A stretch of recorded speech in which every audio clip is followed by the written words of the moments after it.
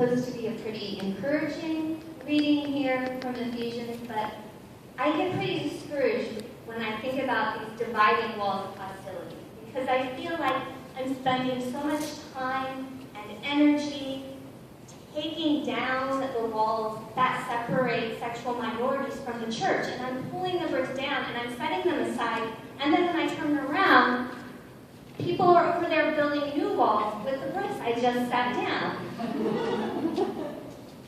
Yeah, I know. We've talked about this at Madison Mennonite, by being open and inclusive of sexual minorities. We have to realize that we're automatically excluding a whole lot of other people who find our openness offensive. It feels like the dividing walls are everywhere, and to be honest, I like some of those walls. I like the ones that leave me feeling safe and cozy in a space where everyone thinks and believes the way I do. Yeah, I call that my happy bubble. You know, my little liberal college town in the state of Kansas, and my open and affirming church and Pink Minnows at conference, and a denomination that is still affirming a teaching position against gay marriage. It's my happy bubble, and you're right, those dividing walls can be pretty cozy. But when I'm at my best, I know even those walls need to come down. You're right, they do. But they seem to be reproducing at an astonishing rate. I mean, what are we supposed to do? How do we tear them down?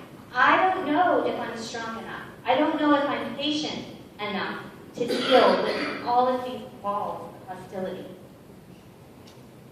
Well, it's been a mighty long time since I've had Greek, so I can't be sure about the verb tenses here. But from my English translation, it seems that this is all past tense, that the walls have already been torn down.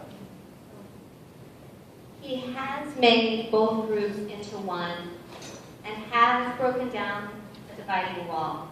That is the hostility between us. You are no longer strangers and aliens, but you are citizens with the saints and also members of the household of God. You're right. I've been talking about all of the work that we have to do, all of the work I feel like I have to do to break down the walls, but that's not what this passage is about. There's nothing here that says that we have to do anything. Christ has already destroyed the dividing walls of hostility. You know, maybe it's an already not yet thing. That's one of those 50 theological bits I think. So, for example, we say that the death and resurrection of Jesus has destroyed the power of sin and death. That's already happened. But it's not yet fully realized. There's still plenty of sin and death to go around. But that doesn't change the fact of what Christ did. So we live in this awkward and uncomfortable space between the already and the not yet. We experience conflict and division within the church, but ultimately, Christ has destroyed those divisions. I think that's a really important truth for me to hear toward the beginning of conference. I tend to see a lot of walls around here. A lot of people who disagree with my theology and my politics, and a lot of people who question my worthiness as a pastor or even as a Christian. What if some of those walls aren't really there?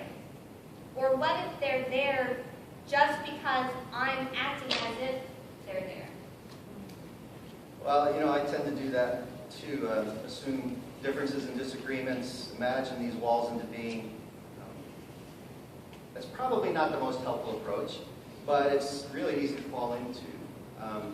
In my previous congregation, there was this older couple who were very conservative theologically and otherwise, and they didn't hesitate to tell me where they stood.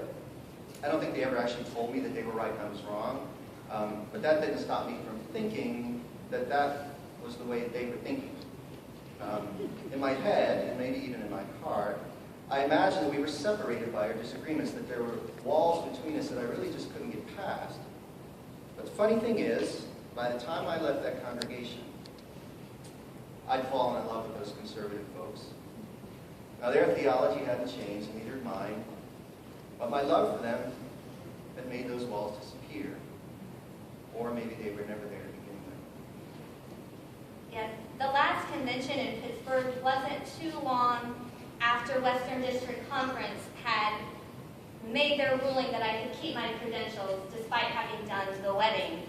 And several times that week, I would be having conversations with people I hadn't met before, and I could always see on their face that moment when, you meet someone at conference and you're like, I know them from somewhere, I know them from somewhere. And they would think, oh yes, the glamour shots in the Mennonite Weekly Review. And I would always tense up, afraid that the walls were going to shoot up the second they recognized who I was. And they seldom did. Some people were very supportive. Some people were curious on all kinds of levels. But no one was openly hostile or hateful. And so a lot of these walls that I imagined turned out to not even be there. Well, I think the temptation that we face is to come to an event like this with our emotional dukes up, and with good reason, because many of us have suffered discrimination, we've been hurt, we've been excluded. Our own people have built walls to keep us over here while they gather over there. It's not hard to imagine the walls when other people keep telling us that they are there. But, you know what warms my heart? My friend who chose not to go to AMBS because they told her she could be a lesbian and get an MDiv but couldn't be in a relationship. Or Randy Spalding, who continued to share his amazing pastoral and musical gifts with the conference and denomination until they kicked him out. Germantown Mennonite, who continues to claim their Mennonite identity and seek community with a denomination and a conference that keeps trying to push them away. Yeah. And people like you warm our hearts. You people in pink. People who have refused to accept the walls and have gently and sweetly and bravely and faithfully and with great strength behaved as if those walls aren't there at all. Your participation in this convention proclaimed more clearly than any preacher ever could that the dividing walls have already been torn down by Christ. Your witness is a gift to the church, and someday we will all realize that.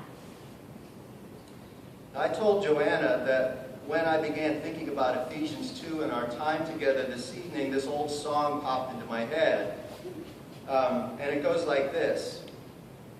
Here comes the sun. Here comes the sun. I sing. It's all right.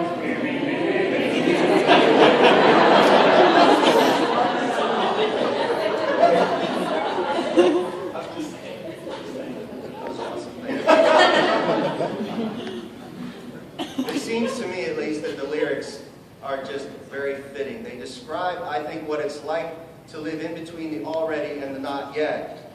Little darling, it's been a long, cold, lonely winter. It feels like years since it's been here. Well, ain't that the truth? But then there's this. Little darling, I feel that ice is slowly melting. Can you feel it? Is the walls coming down?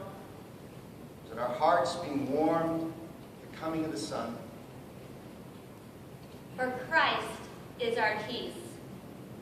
In his flesh, he has made both groups into one and has broken down the dividing wall, that is, the hostility between us. He has abolished the law with its commandments and ordinances that he might create in himself one new humanity in place of the two, thus making peace. and might reconcile both groups to God in one body through the cross, thus putting to death the hostility through it. And so, my dear sisters and brothers, beloved of God, hear this. The dividing walls are gone, and don't let anyone tell you otherwise. And the time is coming when they will be just a faint memory. Here comes the sun, here comes